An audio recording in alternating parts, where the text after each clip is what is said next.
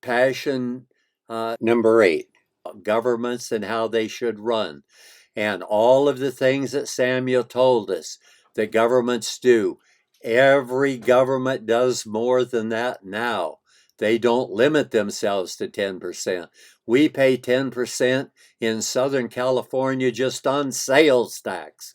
That doesn't count property tax. That doesn't count fuel tax. That doesn't count income tax. That doesn't count the taxes we pay or the money we pay just to renew our license.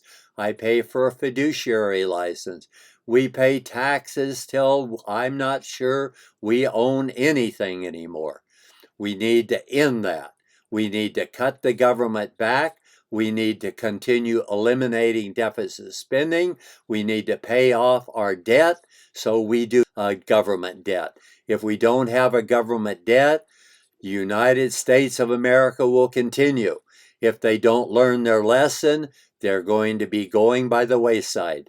God has given us a lot of chances. He's given us a lot of times to turn it around. My cousin alone that came back from Korea, Maxwell Acheson. Maxwell Acheson started designing weapons. He designed the first automatic shotgun that has ever been invented. He's a creator as well. He has many, many patents, I think over 100, maybe close to 200 patents at the United States Patent Office. He was a smart man, but he said the United States of America could not exist after the mid-1980s to the end of the 1980s. By 1990, the United States of America would be history. It would be part of the past. It would no longer be current. Now, if you don't listen to me, what Maxwell Acheson told me in 1960 would be true. Now, Maxwell Acheson knew it in 1960. We need to pay off our debt. But what he was going by was what the growth was. Every year things change. So he was tracking the annual growth of the gross national product of the United States of America from the Depression in 1929. And he was also tracking the growth of the national debt since it started getting out of hand. And that was shortly after the Second World War. We started learning we can spend way more than we're producing and get away with it. Well, we can't. It's a lie. And we've been doing it. But what he was tracking was when the amount of gross national product equaled the debt on the loan, we could no longer pay it. It would take 100% of every dime that came into the United States of America for the gross national product just to pay the debt, the interest that was owed on the national debt.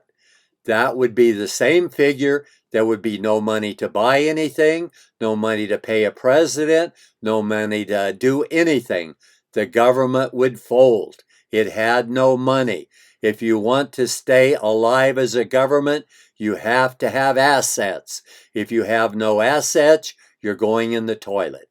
I have to hand it to the United States of America. We solved that problem. And you say, how did we solve it?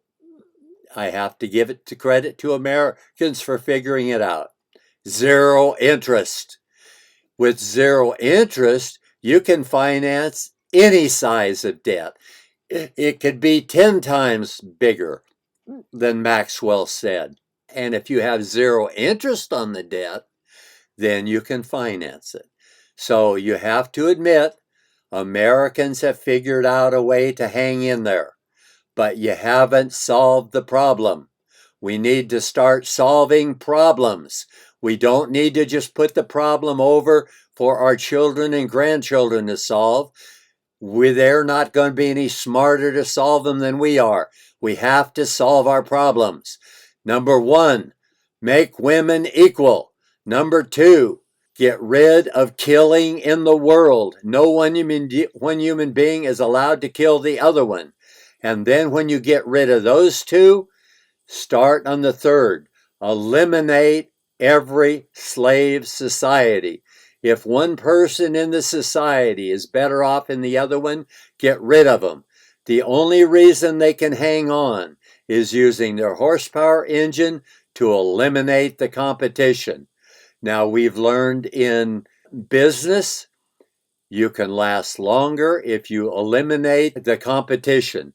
How do we know that? We know that because of General Motors. How do we know it from General Motors? General Motors sued Tucker.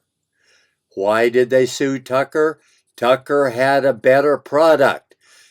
General Motors was afraid they could not compete with Tucker. So they sued him to use up his capital to drive him out of business. They succeeded. Was it right? No, it was wrong. Who should have had to pay for it?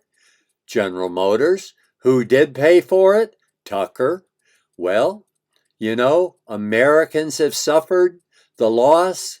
I have suffered a great loss. I would say in today's market, at least $1 billion. I've suffered the loss of, at the time, $75 to $100 million on my lawsuit against the city of Martinez. Was I wrong? No, I was right. Did it change? No, the city of Martinez won. Did they fix the problem? No, they didn't fix the problem. The problem still exists. We have a slave society. Now, if this slave society gets fixed, then we won't have a lot of poor people and a lot of rich people. We will have a very large middle class that spends most of the money having benefits that they have, that they can earn. They won't have a lot of savings, but they won't have a lot of debt either. They will pay for their bills. They will continue growing, and having a large middle class is what makes the indicator that you can tell.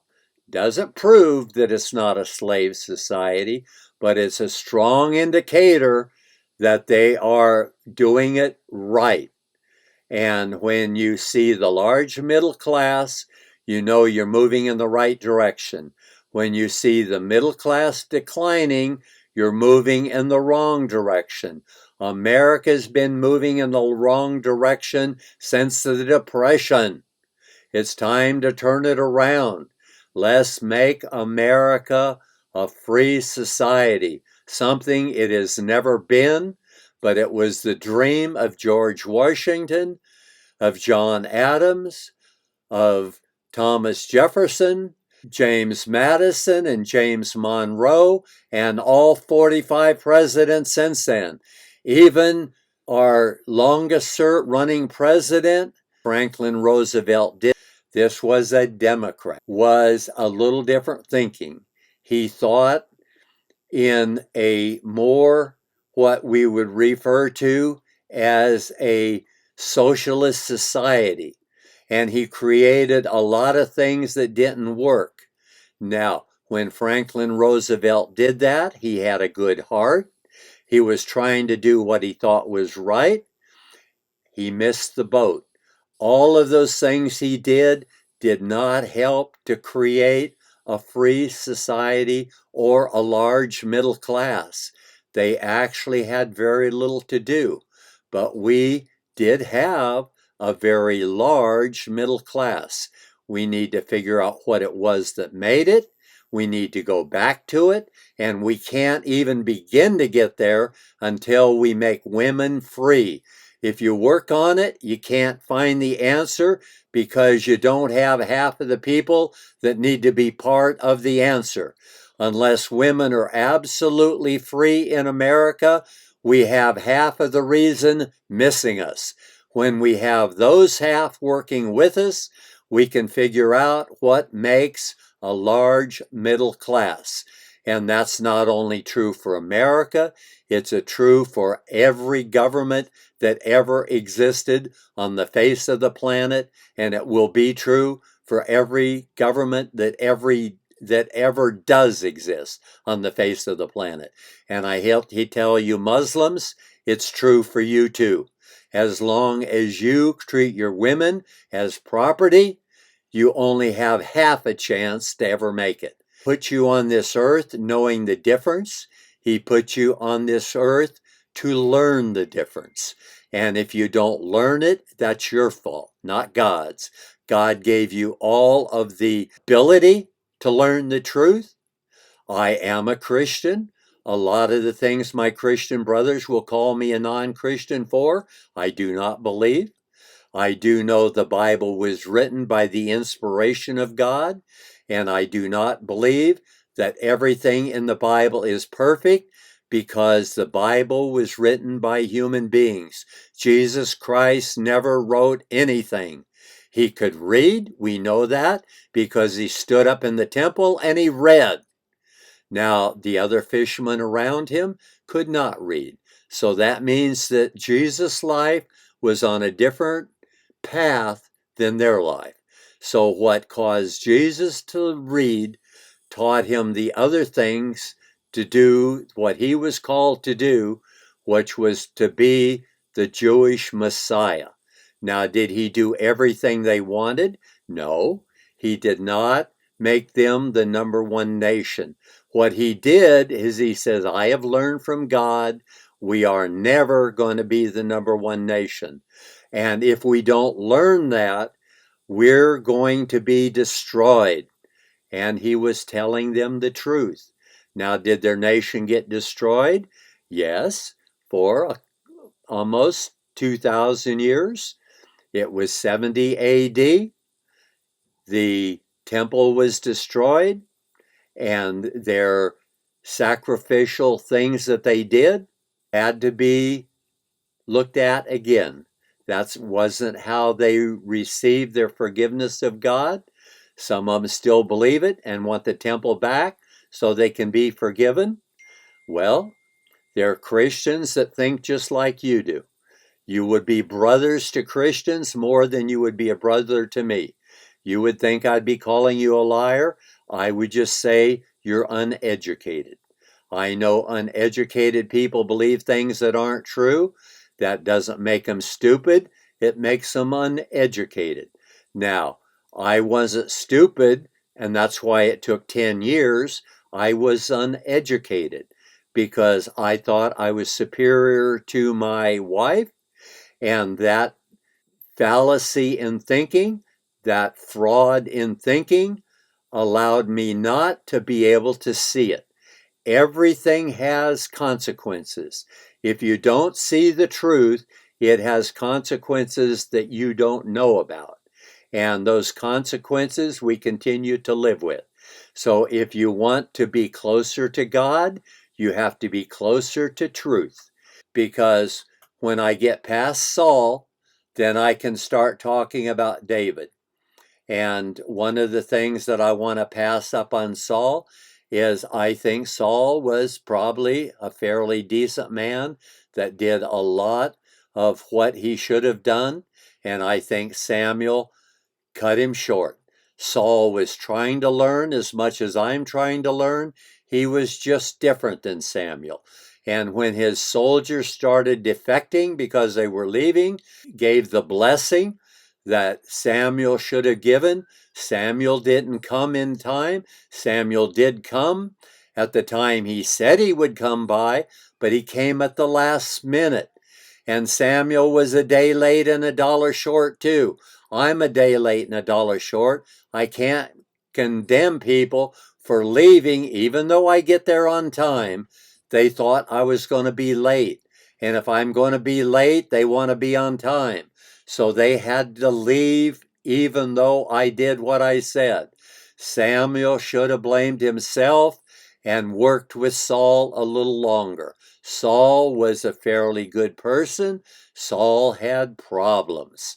We know that because he threw a spear at David when David was only a boy, playing the harp for him, because Saul was probably bipolar. But none of us are perfect, and I had a bipolar son myself, so I understand the problems they have. And even though I have a low IQ, I would not, having 10 times what I have, trade places with my son. So I thank God for the gift he gave me, for not having some of the defects that others do have. We have to give them slack. And just because we know better doesn't mean they do. And one of the people that I know that tells me that he did that was Solomon. And Solomon told me that. How did he tell me? He wrote the book of Job. Why did he write the book of Job? Because he realized that the Israeli people, the one he was king of, and he was supposedly the smartest man that had lived up till that time. I won't agree with that, because the Philistines used some things that Solomon did not. Because Solomon had 700 wives and 300 concubines. Solomon had 1,000 women at his disposal every night. I cannot possibly have 1,000 female friends. I don't have that much time in the day to be their friend. He had something I can never have and can't come close to. And I realize that. That's okay with me. I have a different reason for wanting to know them. I don't want to just use their body for sexual gratification, although I do enjoy it when I do get a chance to do that, because it's a pleasure for both of us. But that being said, he said it for a different reason. He knew that the Israeli people thought when things weren't going their way, when things were going poorly, they thought God was against them. When things were going their way, they thought they were doing God's will. That doesn't have a lot to do about it. God does bless you more when you're doing more to his will than he blesses you when you're doing things more against his will. God is always long suffering with us.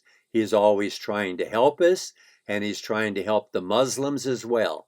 But when you choose to believe something that just is not true, it's just not true, and you believe it anyway, it's going to keep you from seeing the truth that you do need to know. And maybe even just your belief about Muhammad keeps you from making women equal. If that's true, then you need to drop your belief on Muhammad, because women are equal. God made them equal. They deserve to be equal. If you don't treat them as equal, you're going to have blinders on, just like the Hebrew people did. And that's why Solomon wrote the book of Job. And Solomon wrote the book of Job and told a story. And the story tells just one truth. And the truth is, good things happen to bad people, and bad things happen to good people. The book of Job doesn't tell you any more than that. Solomon made the story a good story, so he made Job prosper at the end. Solomon has a lot of truth in the book of Job. And I actually explained to my minister one time, because I saw this truth for a different reason. There was another reason I don't need to go into, but I saw the truth about the book of Job. After I saw the truth about the book of Job, I did tell my minister, because I think we have a duty when it comes up to share with our fellow Christians the truth. And the truth is sharing God. And I shared with my minister later, because I did not know that at the time. I was sharing with him before that I thought that Solomon wrote the book of Job, and I told him why. And he said some people think that, and other people think differently. Different people have different thoughts about it. But after I told him that, and it made me understand that maybe we can't see the truth until we believe it first. Then after we believe it, the blinders are gone and we can see the truth. But I was reading in book of Job, and when Job is talking to God in this story that Solomon wrote, He talks about how the people could have been better. Solomon makes the mistake, if he didn't want anyone to know that he was writing it, saying the people, when gold was discovered there, they thought it was worth something. God blessed Solomon and gave him a lot of gold. And we'll get into that in the next time when I talk about David and Solomon. But in the meantime, he reveals that he's responsible for this writing. Now, I'm not saying Solomon sat down and actually did the penning, because Solomon was a person that had plenty of scribes, and he could have dictated it to any number of scribes to get it written. But he says he's condemning Israel, saying, if Israel had only listened to me, they would have gold nuggets in their streams. They would have nuggets from Ophir. The Philistines made friends with the Phoenicians, so they taught them how to sail. But the Philistines did not have ships. They now started making olive oil and iron. Because they could get iron, it was something they could smelt out of the rocks and do iron. But they needed the Phoenicians to do the trading. Now, once King Solomon came along, the expert sailors were Phoenicians. So Solomon had to hire Phoenicians to be the captains. Now, he made all of the men of the ship Israelis because he wanted them to learn. So Israel went along with the captain of the Phoenicians as they made their trips down to his gold mine, which is what made Solomon so prosperous. And the Bible tells us how much gold the Phoenicians brought back for him each year, and these trips were very long, so it took him many, many months to make the trip. The round took a while, but he brought other things like wood and ivory and things, and it all came from India. And it came from the area of India that the Philistines had trading people with, and they had cities there that also had declined and had gone into abandonment. And so when the people went to other areas and had to restructure themselves and come back from the loss of the trading empire of the Philistines, now the Phoenicians are starting to bring things in from the Levant through the ships, through the Phoenicians, with the Israeli people bringing the goods to trade and bringing back gold from Ophir. And what he says in the book of Job, you will have nuggets from Ophir. Now, that could not be written by a scribe unless that scribe had been dictated by Solomon that knew he had called his gold mine Ophir, because he's talking about the gold he's getting back every single year after they found it. So we know the book of Job was not written one day before he built the ships on the Red Sea, and they sailed to see what they could bring back. And what they brought back was gold, and the gold he named Ophir. And so all the gold that came from Ophir was directly from King Solomon's mine. So the book of Job could not be written, as most Christians say, at the time of Moses. I'm going to end this. This is the end of Passion number 8. If you like what I'm saying, I hope you'll subscribe.